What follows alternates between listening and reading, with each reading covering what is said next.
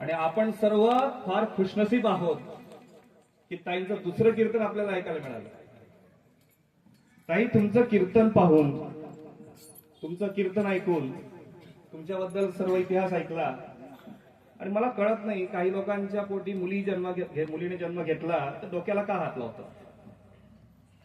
एक 23-24 वर्षाचं कोवळं वयातली मुलगी, 21 वर्ष, तेवढंही नाही बघा, 21 वर्षाची मुलगीचा सत्कार, 21 वर्षाच्या मुलीच्या कार्याचा गौरव आपल्या स्वतःच्या बापासमोर होतो. केवढी छाती फुगत असेल त्या बापाची.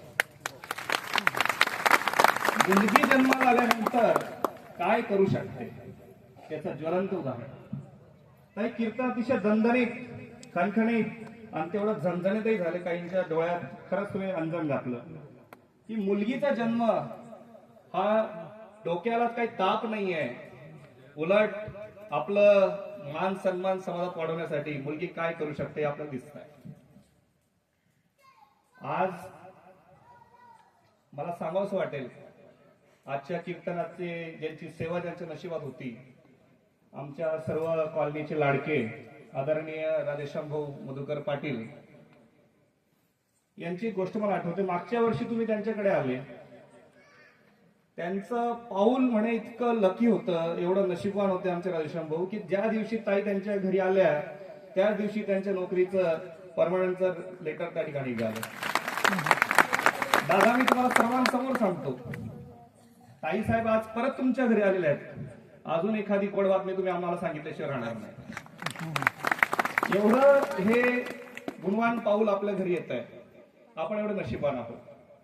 ताई, हे वय इंस्टाग्रामवर वेळ घालवण्याचं, फेसबुकवर वेळ घालवण्याचं काहींसाठी, पण त्या वयामध्ये तुम्ही आज समाजाला प्रबोधन करताय, आज समाजाचं प्रबोधन करताय, एवढं ज्ञान सर्वांसमोर देताय. 60-60, 70-70 वर्षाच्या आमच्या माता भगिनी आहेत, आमच्या आजी आहेत, आमच्या माता आहेत, भगिनी आहेत, आजी आहेत, बाबा आहेत, यांच्या समोर तुमचं ज्ञान आम्ही सर्व ऐकतोय. आज किती आनंद वाटला असेल तुमच्या वडिलांना, तुमच्या आईला. धन्य आहेत ते की त्यांनी तुम्हाला जन्म दिला. अजून खूप करायचंय ताईंना. ताईंकडे बघून मला एवढंच सांगावंसं वाटतं की ताई, अभी तो आसमान छूना बाकी है, अभी तो आसमान छूना बाकी है, अभी तो असली उड़ान बाकी है, अभी तो असली उड़ान बाकी है, परिंदों का इम्तिहान अभी बाकी है, अभी अभी तो लांघी है 2 गज जमीन हमने, अभी तो सारा आसमान छूना बाकी है. ताईंच्या हातून अजून मोठं कार्य होतील, हजारो शेकडो कीर्तन होतील. महाराष्ट्रच काय, महाराष्ट्र आत्ताच पिंजून काढलेला आहे, देश विदेशात देखील त्यांची कीर्तन होतील. या सर्वांचा आशीर्वाद तुमच्या सोबत आहे. मी तुम्हाला पुनश्च एकदा सर्व आयोजकांतर्फे आभार व्यक्त करतो. पुनश्च या आमचं सर्वांचं नेहमीच आमचं भाग्य राहील की तुमचं कीर्तन आम्हाला नेहमी ऐकायला मिळेल.